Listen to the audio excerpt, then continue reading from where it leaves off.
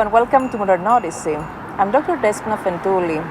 This year we commemorate 106 years since the Pontian Greek Genocide, and we have a very special guest, Assemblyman Mr. John Lemondes. Mr. Lemondes, welcome to our show. How are you? Well, thank you. Thank you for devoting from your time to speak about such a important issue, the Greek genocide, and especially about the Pontian Greeks. And I know that you are one of those Greeks that have a Pontian Greek heritage. Yes. So, starting from that, how does it feel to be a Pontian Greek, born and raised actually in the United States? Yes, I'm second generation. My father and my uncles were first generation, but it feels great, and I'll tell you why. Just this week, we're buying my daughter her Pontian dance costume for our church festival. And so this weekend, when we were discussing this, my daughter was worried that she didn't have the right one, and we said, well, we'll try to get you the right one, and we hope that it'll be here in time. And I have to say that it's very interesting that the Pontian Greeks, and I would say along with the Cretan Greeks, like the Cretans, no matter whether their children speak the Greek language, they definitely know how to dance the local Greek dancing, right? It is immersed in our culture, and I'm glad both of my kids, my daughter's 20, my son is 16, and they both embrace it completely. I don't think they have missed a festival at least 11 years. That's amazing. Yeah. And I'm sure that you have inspired them for that. I try. But works. It's a whole family. Of course. That's a whole family effort. So it's a family issue in a way. Right. To preserve the heritage, but also I want to ask you, in 1994, the Hellenic Parliament decided unanimously to recognize the Pontian Greek Genocide. Yes. 353,000 souls were lost during that period of time. May 19th is considered the Remembrance Day. Mm-hmm. What is your message to those who don't know? They're not familiar with that history. Why is it important to preserve this historical memory? Several reasons. One, this was the prelude to the Great Holocaust. The same people that advised the Turks on what they were doing and how to do it were the ones that industrialized the killing of the Jews 20 years later. So this is one aspect. Those were the same diplomats and military officers that participated in that on the German side. Additionally, it's important for all of us to be able to speak about where we came from, what our roots are, and understand them. And that, in an American sense, lends itself to a stronger America because we all have such varied and different stories. That I think the challenge we have as Greeks and as American Greeks is we just do and we work and we succeed and we achieve. We don't talk about our history enough. So history, Greek history, not just history, Greek history and especially contemporary history, because I think that's another thing. We normally talk about Greece and we mean ancient Greece, but we don't make the connection with modern Greece. I agree. Yeah, I agree. Yes. So this is part of the modern Greek history. Unfortunately, is an unfortunate part, one of the tragedies for the Greek history, that so many Greeks were uprooted from their birthplaces, that they were living there. These Greek people were there since ancient times. Right. So now we need to make this connection that they didn't just get there. They were there before. Right.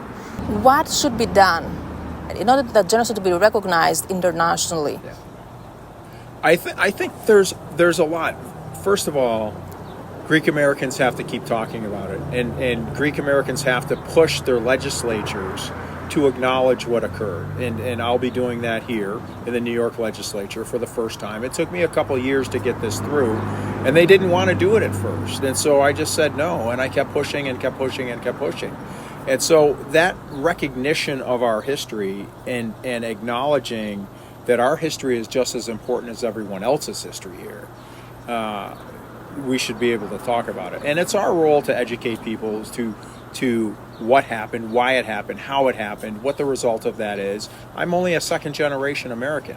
If my grandparents hadn't had this tragedy happened to them, we wouldn't be having this interview right now. And we need to make the connection between the Armenian genocide and the Assyrian genocide. We're talking about the same genocide. The Greek genocide is no different. It was the genocide of the Christian populations, basically during the last years before the Ottoman Empire fell. Yeah. So that's an important piece too, in my mind and from my perspective, is the recognition of the attacks on Christians. And so this was all religious based. And as we know now, the Turkish government does not want to acknowledge that they did this, that it happened, and how they financed it. That's the most, to me, the most egregious part of this. The way that they financed this was through the seizure of the assets of those Christian, in this case Pontian Greek citizens, and whether they were Assyrian or Armenian, as they killed them, they repossessed all of their assets and financed the genocide that way through the stolen assets of the Christian population that they were trying to purge.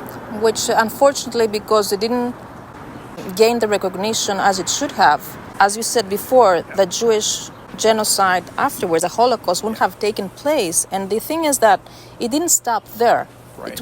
That was one of the measures against the Greeks also, talking about the Greek heritage right now, that it continued later on. In 1955, we have Septembriana, the September events, and then after on we had the expulsion of the Greeks from Turkey because of their background, or they had to be asked if they would change their religion, faith in order to stay, or their names. Those who didn't accept it, they were forced to leave. They had no option but to give up everything and go somewhere else. The irony of that is, imagine if somebody were to try to do that here in today's environment here. You know, that would be so volatile and so politically unpalatable that you would say, who would do this? Who would do this kind of thing? But yet it happened to us. You know, it happened to my grandparents. And so I am very keen to what has happened to them. And it's not something that we talk about a lot. You know, this isn't something that I drill into my children's head. I don't want them to feel, at the end, perhaps, you know, lots of people were victims, but what did our families do, those that survived? They did good things, they worked hard, they clawed out of it, and in one generation, they entered the at least in the United States, the professional class, and that's an accomplishment that no other ethnic group has done in this country. That's very important to say. Yeah. My father used to say, and my uncle, that when his parents, they never spoke English in the home. They learned English when they went to school. Yeah. They spoke Greek. When my grandparents didn't want them to know what they were talking about, they spoke Turkish. You know, on the census record, when my grandparents came, it shows, you know, country of origin, Turkey.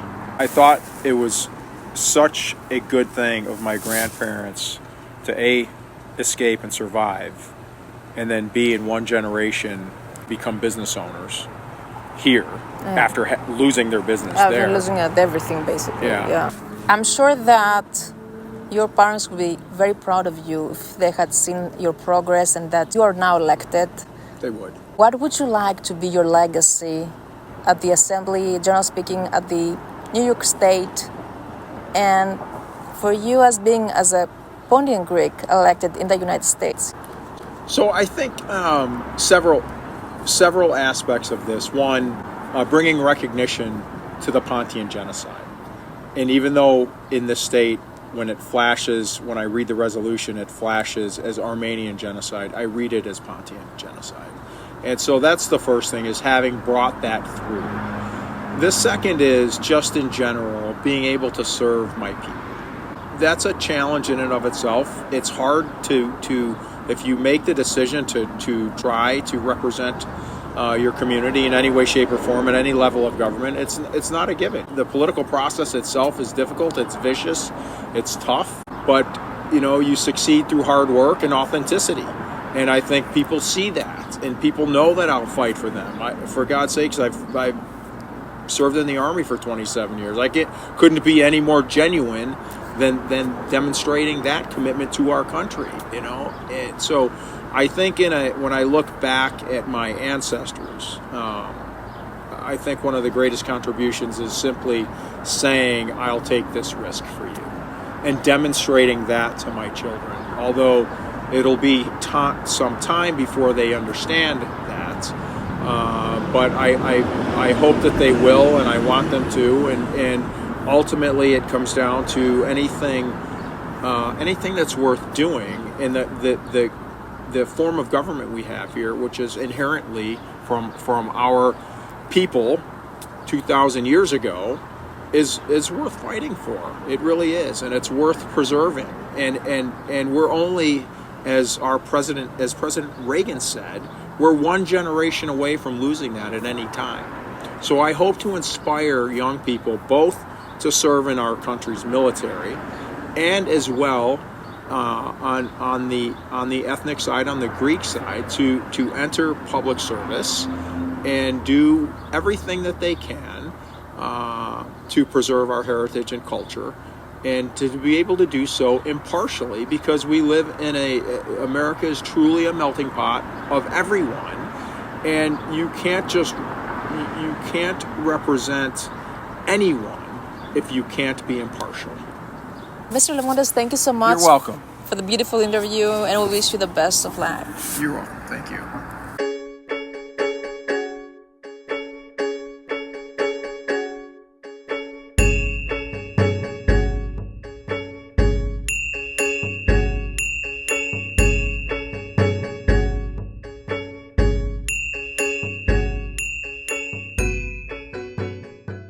I have lived and worked professionally, but also agriculturally is something I always wanted to do. I wanted to have an agricultural operation. That's a Pontian Greek thing, I have to tell you. It probably is. And I'll tell you, my first job, if you can believe this is the God's honest truth, my first job was in the summer after 5th grade. My father took me to the local farm near where we lived, and he said, "Will you give my son a job?" And I remember the farmer was on the back of a truck handing out equipment to his work crew, and he looks down at me. Now, mind you, I'm kind of afraid, I guess I'm starting my career. And he says to my father, he looks kind of small. And my father says, "But he'll work." And then he says, the farmer says, "Well, how's he going to get here? I noticed you drove here." And my father says, "He's got a bike, he'll ride." No way. Yeah, so that was my first job. I worked that whole summer as different things came in. I was a fruit picker, a vegetable picker, and I picked with adults and had to keep up with adults. I got ripped off on every tote of vegetables or fruit that I brought up. You would pick a whole thing. I'd get paid for half of it, and my parents refused. As I moaned and complained at home, they said, "This is your problem to solve." So I think because the Pontian Greeks have a warrior spirit, they trained you very well. They did. And it's also the Spartan on the other side, the influence, I guess.